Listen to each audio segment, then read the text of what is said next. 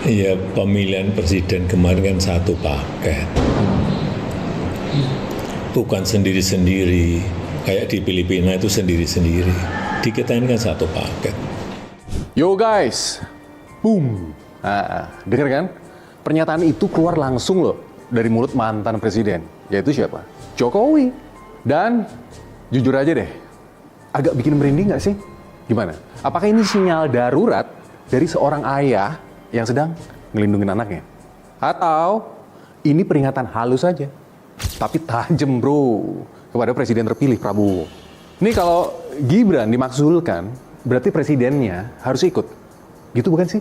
Atau nih jangan-jangan ini kode keras dari Jokowi nih buat ngingetin Prabowo. Nah, kayak gini, bro, kalau anak gue sampai jatuh, lo juga ikut kena.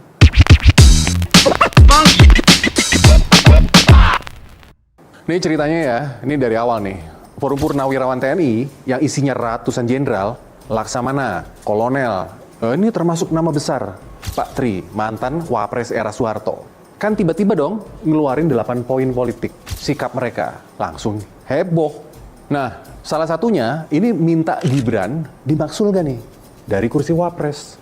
Nah, alasannya mereka nganggap putusan MK ini nih soal batas usia itu buka jalan buat Gibran maju dan melanggar hukum. Nah, surat usulan pemakzulan ini udah resmi masuk ke DPR nih di 2 Juni kemarin. Dan rencananya bakal dibacain nih di paripurna tanggal 23 Juni 2025. Nah, di tengah panasnya isu nih, Jokowi keluar dong dengan statement yang bikin alis naik. Doi ngomong gini, pemilihan presiden dan wakil presiden kemarin kan satu paket, bukan sendiri-sendiri. Pemakzulan itu harus presiden atau wakil presiden, misalnya korupsi atau melakukan perbuatan tercela. Nah, apa sih makna di balik kata sepaket itu? Beneran aturan konstitusi nih atau cuma bapak yang lagi protektif guys sama anak sulungnya?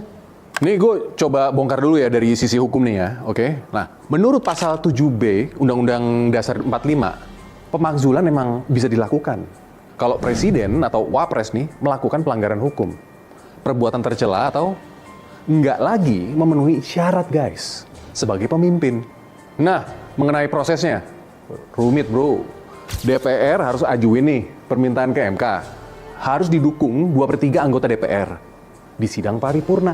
Nah terus MK nih nanti yang nentuin ada pelanggaran atau enggak. Nah ini di MK, kalau MK kasih lampu hijau, barulah MPR bisa ambil alih keputusan ini nih. Tapi dengan syarat nih, minimal 3/4 anggota hadir dan 2/3 setuju.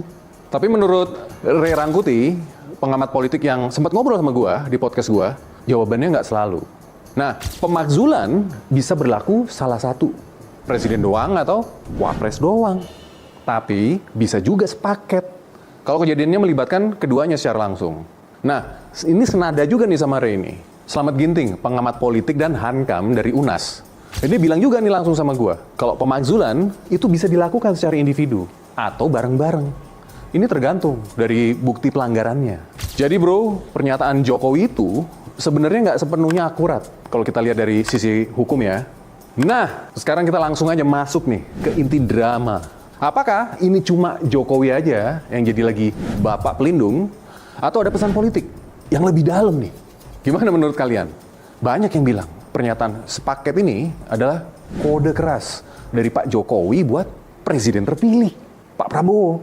Kayak ngomong gini nih, bro, kalau Gibran sampai kena makzul, lo juga kena getahnya. Jadi lo jaga anak gue baik-baik ya. Nah ini jangan-jangan ya, jangan-jangan emang Prabowo masih butuh Jokowi. Menurut lo gimana? Ini meskipun Jokowi ini udah lengser dari kursi presiden, menurut lo gimana? Pengaruhnya masih gede nggak? Iya kan? Loyalis Jokowi masih banyak yang duduk di posisi strategis dong.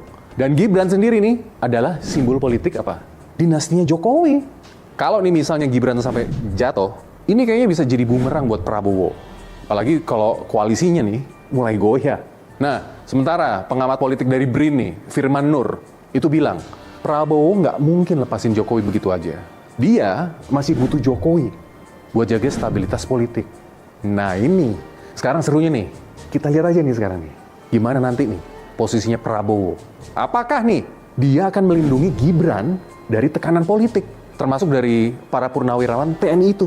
Terus, doi menahan laju pemakzulan Gibran di DPR lewat mayoritas koalisinya. Atau malah justru buka jalan. Nah, dengan cara memuluskan aja nih proses di DPR dan mulai bikin proksi politik baru dengan banteng CS. Nah, karena Kim Plus nih kan punya mayoritas kursi di DPR, bro. Di situ inget deh, ada Gerindra, Demokrat, Golkar dong, ayo, PAN. Belum lagi plus-plusnya itu tuh, tambahan dari PKS, PKB, Nasdem. Dengan kekuatan ini, gampang banget buat Prabowo nih ngeblok usulan pemakzulan di DPR. Nah, ini tapi ada plot twist lain nih yang bikin cerita ini makin seru. PDI Perjuangan yang selama ini nih jadi mitra kritis di pemerintahan ini Prabowo, saat ini kan lagi apa? Mesra-mesranya sama Pak Prabowo. Bahkan nih, Komarudin Watubun dari PDI Perjuangan bilang dong, usulan Purnawirawan ini serius, bukan dari sembarang orang. Ada Pak Tri Sutrisno di belakangnya. Nah, ini bikin spekulasi. Apa mungkin nih Prabowo main cerdas dengan buka proksi baru nih, bareng banteng CS lah. Nah, Bang Slamet Ginting bilang, kalau pemakzulan Gibran beneran lolos, Prabowo bisa ngajuin 2 kandidat, pengganti Wapres ke MPR. Pilihannya bisa dari internal Kim sendiri, kayak misalnya nih, kader terbaik dari Golkar. Karena Golkar itu kan partai terbesar di Kim, oke? Dan pemenang pileg kedua. Atau bisa juga diajuin sama Demokrat sekalian. Atau kalau mau main aman dan ngebangun jembatan sama PDI Perjuangan, Prabowo bisa loh ngajuin 1 kandidat dari internal koalisinya, yaitu misalnya nih, dia ngajuin Golkar. Dan 1 lagi nih, ngajuin PDI Perjuangan ke MPR. Bayangin bro, kalau ini terjadi, politik Indonesia bakal kayak drama di Netflix. Yang bikin cerita ini menarik, ini nggak cuma soal hukum atau politik, tapi juga apa? Emosi. Bayangin, Gibran anak sulungnya si Jokowi nih, yang dulu wali kota Solo, sekarang kan jadi sorotan nasional dong. Banyak loh yang bilang, doi kurang kapasitas dibanding wapres-wapres sebelumnya. Kayak siapa? Bung Hatta, ya kan? Hamengkubuwono ke-9, B.J. Habibie. Tapi di sisi lain, pendukungnya pastinya bilang, Gibran adalah simbol generasi muda, gitu. Nah, di tengah pro kontra ini, Purnawirawan TNI masuk dengan usulan pemakzulan. Yang bikin semua orang apa? Nanya, ini beneran nih soal hukum atau cuma ekspresi kekecewaan aja nih sama dinasti politik Jokowi? Nah, Rocky Gerung yang selalu punya cara buat orang mikir bilang, pemakzulan Gibran mungkin aja terjadi kalau peta koalisinya berubah. Karena gini bro, partai-partai bisa aja nih lihat Gibran sebagai ancaman nanti nih. Dan ini kesempatan buat ngelemahin pengaruh dari Jokowi. Seru kan? Nah, sekarang kembali ke awal.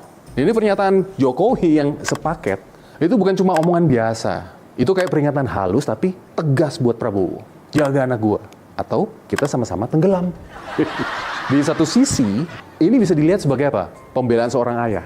Di sisi lain, ini strategi politik dari Jokowi yang tahu betul cara main di panggung kekuasaan. Nah sekarang nih, menurut lu gimana? Nah, Prabowo sekarang ada di persimpangan jalan nih. Doi mau hadang tekanan publik dari Purnawirawan TNI dengan kekuatan koalisinya nih, atau ambil langkah berani dengan buka peluang aliansi baru bareng Banteng dan CS koalisinya. Lalu Doi ini menyerahkan proses pemakzulan untuk bergulir aja terus di DPR. Yang jelas, drama ini nih masih jauh dari selesai. Gimana menurut lo? Apakah Gibran nih bakal bertahan sebagai wapres? Atau malah jangan-jangan ada wajah baru nih, newcomer, di kursi nomor 2. Dan yang paling penting nih, siapa yang bakal tetap loyal sama Prabowo di tengah badai politik ini? Gimana menurut lo? Gue Singgih.